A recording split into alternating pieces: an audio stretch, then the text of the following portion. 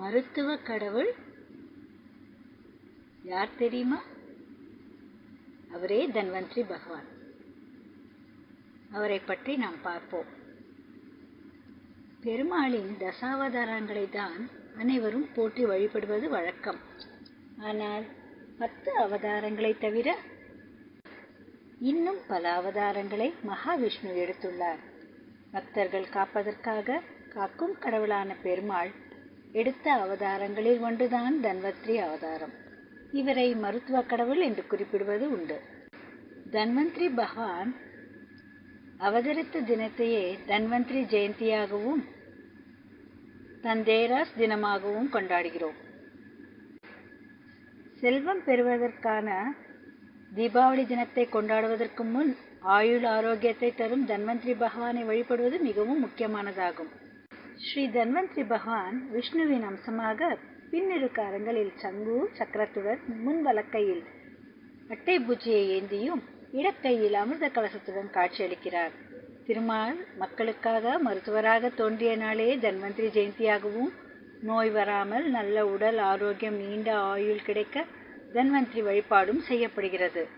திருமாலின் 24 அவதாரங்களில் 17வது அவதாரம் தன்வந்திரி அவதாரமாகும். இந்து மதத்தில் தன்வந்திரி உடல் நலத்திற்காக வழிபடக்கூடிய கடவுள் ஆவார். தன்வந்திரியை தேவர்களின் மருத்துவர் என்றும் கூறலாம். அசுரர்கள் எப்போதும் தேவர்களை துன்பப்படுத்தும் சுபாவம் கொண்டவர்கள். தேவர்களது வாழ்வு தங்களுக்கு கிடைக்க வேண்டும் என்று அசுரர்கள் தேவர்களுடன் சண்டையிடுவது உண்டு. தேவர்களை விட அசுரர்கள் பலசாலிகள். அசுரர்களிடமிருந்து தங்களை பாதுகாக்குமாறு தேவர்கள் மும்மூர்த்திகளிடம் சரணடைந்தனர். சாகாவரம் கொண்ட அமிர்தத்தை உண்டால் என்னென்று சாவு கிடையாது. அமிர்தத்தை பெற பார்க்கடலை தேவர்கள் அசுரர்களின் உதவியோடு கடைந்தனர். பார்க்கடலை கடையும் போது ஆலக்கால விஷம் முதலில் வந்தது. அதை சிவபெருமான் எடுத்துக்கொண்டதால் அதனை அடுத்து காமதேனு, கற்பவருஷம், ஐராவதம், மூதேவி, மகாலட்சுமி தோன்றினர். கடைசியாக அமிர்தத்துடன் விஷ்ணுவின் அவதாரமான தன்வந்திரி தோன்றினார். இவரின் திருக்கரத்தில் உள்ள கலசத்தில் வழங்கிய அமிர்தத்தை தேவர்கள் உண்டதால் சாகாவரம் பெற்றனர். ஹிமா என்ற அரசனுக்கு திருமணமான 4வது நாள் பாம்பு கடித்து இறக்க நேரிடும் என்று சாபம் இருந்தது.